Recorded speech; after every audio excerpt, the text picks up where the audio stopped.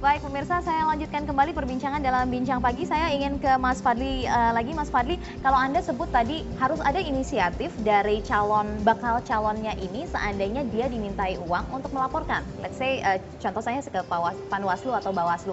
Tapi ini kan tidak mudah, sulit. Harus ada pembuktiannya hitam di atas putih atau rekaman dan lain sebagainya. Bagaimana? Ya, sebenarnya kan itu kita berbicara dalam tataran yang sangat ideal sekali ya. Ada seorang yang ingin menjadi calon kepala daerah, kemudian datang ke partai politik, kemudian dimintai uang, kemudian dia melapor. Otomatis peluang dia untuk menjadi kepala daerah menjadi sangat kecil. Ya. Apakah ada orang yang mau seperti itu? Nah, ini kan dilema kita bersama. Tapi setidaknya semangat untuk melakukan menghindari praktik mahar politik, semestinya gagasan itu mesti didorong. Mesti ada orang yang berani mengatakan bahwa dia dimintai uang oleh partai politik untuk pencalonannya. Terkait pembuktian kan bisa dengan rekaman, bisa dengan saksi dan lain sebagainya.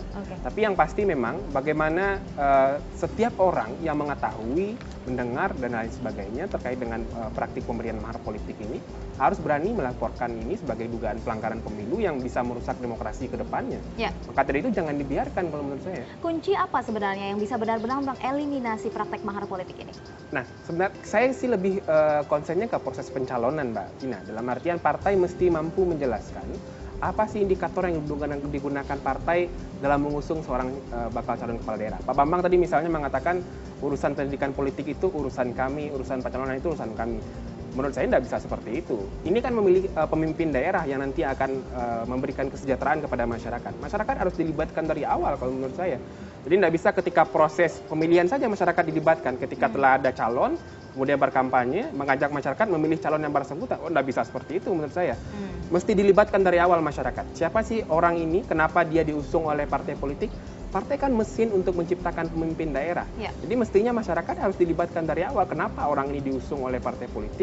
Apa indikatornya? Apakah tingkat keterpilihannya seperti yang disampaikan Bang Zulfan tadi, pengalamannya, jejak rekamnya yang bersih, dia punya kemampuan dan banyak pertimbangan lain kan yang mestinya harus dijelaskan kepada publik secara rasional. Jadi mulai rekrutmen itu yang bisa mengeliminasi atau menutup celah mahar politik oleh siapapun lini dalam struktur kepartaian. Nah, Bang Zulfan, apa yang bisa disampaikan dan betul-betul memastikan bahwa Nasdem tidak ada permainan sama sekali mahar politik ini? Ya, saya sudah jelaskan tadi semua proses itu clear. Ya, melibatkan mulai dari tingkat kabupaten kota sampai ke DPP. Dan kemudian di pusat kita ada tim. Tim itu ada 9 sampai 11 orang, itu terdiri dari berbagai macam orang. Sehingga ini betul-betul tidak mungkin ada peluang untuk bermain. Dan semuanya dilaporkan kepada pada tingkat pleno atau rapat kepengurusan yang dipimpin oleh ketua umum. Nah, jadi peluang-peluang di dalam Nasdem untuk bermain seperti ini sangat kecil. Karena apa ya? Kenapa daerah calonkan dia? Dasarnya apa? Kita tanya, kita interogasi dia. Kita ajak panggil. Tapi kalau permainannya di pusat bagaimana? Makanya saya katakan tadi, berat kalau untuk main di pusat. Ya, karena ya pusat nggak maulah terima uang terlalu besar biayanya kalau dia mau main di pusat. Dan terus terang saja orang tahulah berapa sih dia mau bayar Surya Paloh. Itu kan bicara itu.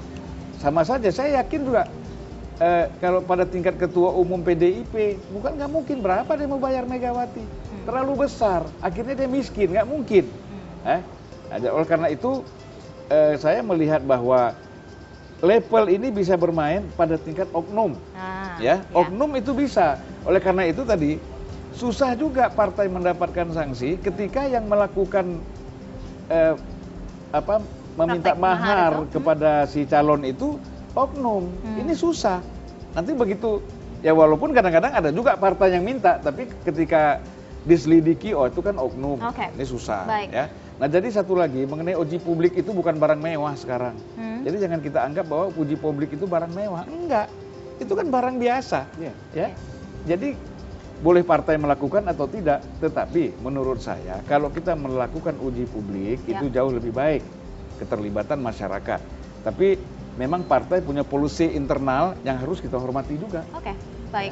Nah, Mas Bambang, kalau tadi Bang Zulfan menyatakan bahwa kemungkinan besar kansnya itu adalah oknum yang ada di daerah. Kalau di PDIP sendiri ini juga yang jamak terjadi bisa atau kansnya adalah permainan oknum di daerah. Lalu bagaimana pusat memastikan bahwa permainan di daerah ini tidak jamak terjadi? Begini Mbak, ini bisa di pusat, di daerah itu sama saja.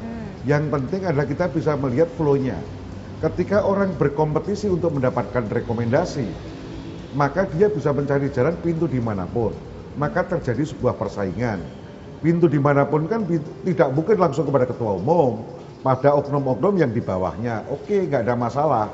Nah, itu kemudian dalam proses kita ternyata keluarnya kan berbeda. Maka oknum itu kalau sudah dimintai duit ya ngomong aja. Loh dulu kemarin aku kok dimintai duit, kok yang keluar yang lain. Kalau proses yang kemudian yang keluar itu sesuai yang diminta, bisa dilihat. Ada tanda tanyanya bisa kita lihat. Loh ini track recordnya seperti apa di partai? Kok tiba-tiba dia dapat rekomendasi? Loh itu kan dari partai lain, kok dapat rekomendasi? Ada apa? Ini bisa di-trace. Jadi sebenarnya semuanya sangat terlihat Mbak. Kalau orang mau main uang, di dalam mahar politiknya ini gampang sekali dilihat.